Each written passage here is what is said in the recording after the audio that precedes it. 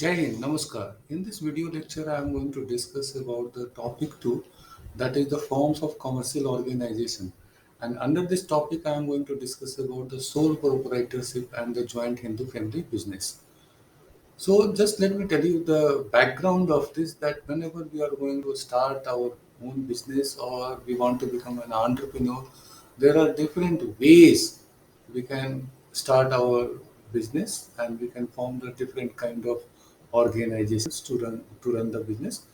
Like here in this case, we are going to discuss about the sole proprietorship. That is basically one individual is going to start his own business and he is not willing to share his right to with others.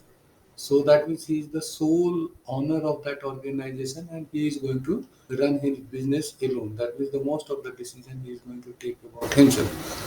And another kind of business organization we are going to discuss, that is joint Hindu family business. So as the name suggests, that is a Hindu family business we have, and here the owner of the business organization may be the family members of that particular uh, organization. So let us discuss one by one here. The first is sole proprietorship. Just the introduction part of this. The concept is a sole proprietorship. There are different names of that. We can call the individual entrepreneurship, sole trader, or the simply proprietorship. Is a type of unincorporated entity that is owned by one individual family. It is the simplest legal form of a business entity. So here there are so many examples of this. We can see that the companies like Coca-Cola, Apple, Hewlett Packards, Amazon, Google, Mattel, and Walt Disney. They started their business with the sole proprietorship, and afterwards, when the business the business grown, and finally that slowly they become the larger business organization. So in that case it was not possible to run as a sole proprietorship because you need so much money for that. We will be discussing at the latter stage.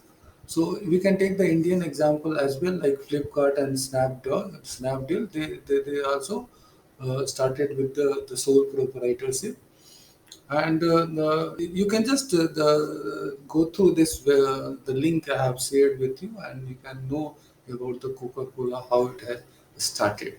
So you can see there are so many examples of sole proprietorship. Like if you are seeing the street vendors, if you are seeing the small retail shop, they are all the examples of sole proprietorship. That means the single owner of that organization, and he or she is going to take decision how the business he or she is going to run. The advantages of sole proprietorship, the sole proprietorship, that it is despite its simplicity, sole proprietorship offers several advantages, including the following. We can see the first is the easy and inexpensive process. That means it is very easy to start your own business. You are not going to take the you are not going to take the decisions of so many people. So here it would be easy and inexpensive process. The establishment of we can see the just in detail.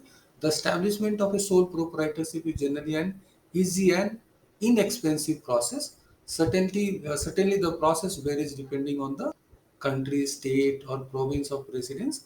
However, in all cases, the process requires minimum or no fees as well as very little paperwork.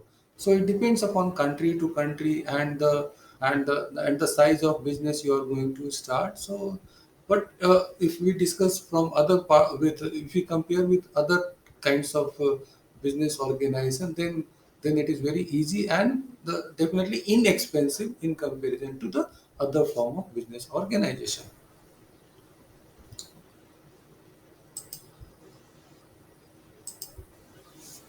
Here, there are few government regulations as well, because it is expected that you are following the norms and the law of the country, but minimum regulation is there because you are investing your own money. You are not taking the borrowing the money from so many people. You may be taking the loan from the traditional way, like from the different financial institutions. You are going to take the loan, so definitely they are going to have their formality, and they are they, they are following the norms of the organizations. So the entities do not need to spend time and resources on various government requirements if you are starting your own sole proprietorship. The tax advantages, because here the whatever the income you are going to have from your business, only the income tax you are going to do. If the and your business and you both are same, but if we discuss about the company, then the company and the individual, they become two entities. So you have to pay the tax at two places. That means for the company as well as for yourself.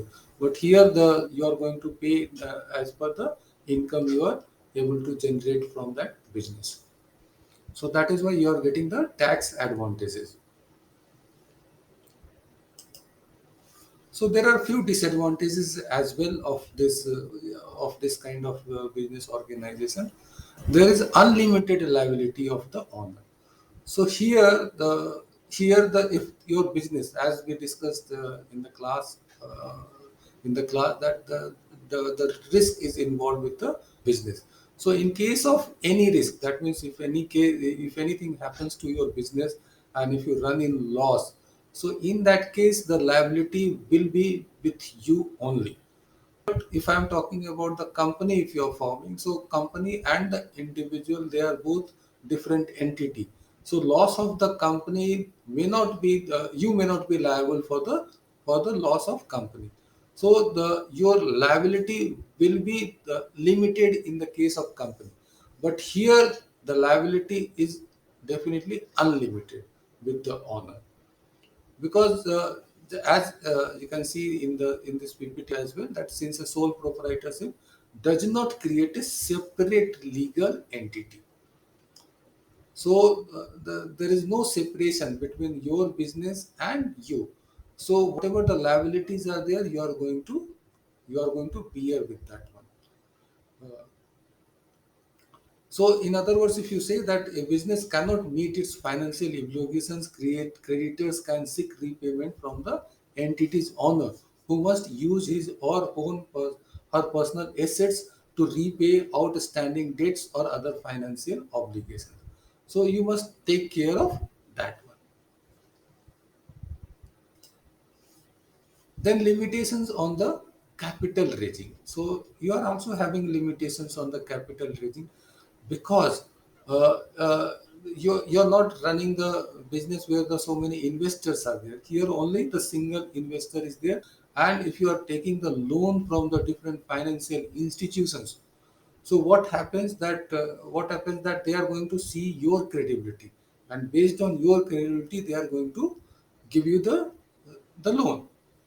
But if we talk about the partnership and the corporation, sole proprietorship generally enjoy fewer options to raise capital. For example, the owner cannot sell an equity stake to obtain new funds. In addition, the ability to obtain loans depends on the owner's personal credit history. So the you definitely, if you are a single owner of your business, so you have the freedom, you can take your own decision, because there are no partners. That means others are not invested money in that. So definitely in that way you are having freedom, but at the same time, if you are having freedom, you are having unlimited liability. You face the difficulties in the capital raising as well. So next form of business organization, we are going to discuss about the joint Hindu family. As the name indicates, that joint family consists of two or three generations and their spouses and the children living together under a single household. So that is the definition given by the Oxford Dictionary. And to constitute a joint Hindu family, all the members should be Hindu and consist of a common ancestor and male descendants with their mothers, wives or widows and their unmarried daughters. It is a continuous process. As if upper members are removed through death, then the lower members are added through the marriage or by birth. So this we know about this one, how our Hindu family works. There is a law concerned with that, and that is known as the Mitakshara law, and that is governing the Hindu family law. Here, as per the Mitakshara law, the son has a right over the property since birth, whether it is legitimate son or illegitimate son. That means the law doesn't differentiate between the legitimate son or the illegitimate son. If it is proved that he is your son, so definitely he is going to part of the business. In earlier times, daughters do not become a member of her father's joint family after getting married. But this situation has changed now. That even the females are also part of the business. Even there is a issue with the widowed daughter. So that is also part accommodated here, that the widowed daughter or the deserted by her husband can again become a member of her father's family, but her children will always be a member of their father's joint family. So that means here the widow's son or daughter will be the part of their father's business. But here the daughter, the widowed daughter, will be the part of her father's business. The member can be added to the family through adoption and will be competent to equal rights and obligations given to a natural born child. So that point also we should remember, that in case of adoption, that if you are a son or daughter, if you are adopting, so they will also become the part of the joint Hindu family business. The corporation and the property. That means the joint ownership and the property. The joint family is an important aspect of Hindu law. It is an institution where members of the family own property in their name or the co-personer's name. That means the jointly it is being owned by the jointly it is owned by the business. It started through a common male ancestor and continued till perpetual by birth and the death of a member of a family. The head of the family who manages all the affairs of the joint in the family is Karta. He had a right to alienate property without asking from other corporations if done in a good faith. So if it is done in a good faith, that is being accepted. The co-personer in the family had an interest in the property by birth, based unity of possession and community of interest. Shares is specified and at any time asked for participation. In the same way, like if you are born in a Hindu family, whatever the ancestral property we have, the moment you are born in that family, you are having you have become the owner of the ancestral property. But if your father has earned the property, you may not be having right, but whatever the ancestral property you have, the moment you are born in that family, you are having right, and it may be equally divided.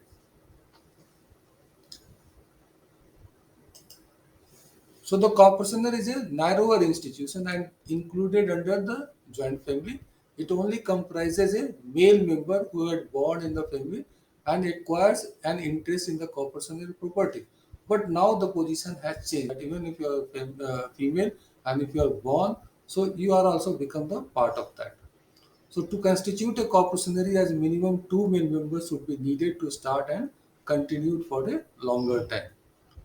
Joint Hindu family has unlimited members, but the corporationary is only limited to four generations of unlimited male members.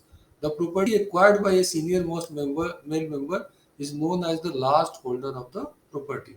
For example, the corporationary was consisting of father, if his son S1 and his sons S2, all these have to form corporationary, and if the son died, the corporationary will continue between father and his grandson. So that is what the law it is suggesting. In earlier times, women cannot become the corporationer, but after the amendment in the Hindu Succession Act 2005, daughters also become the corporationer just like